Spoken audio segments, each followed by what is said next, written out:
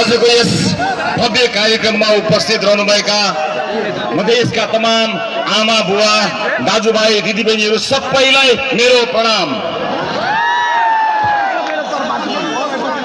उपस्थित आमा बुवा दाजुभाइ दिदीबहिनीहरू, लामो समयसम्म तपाईं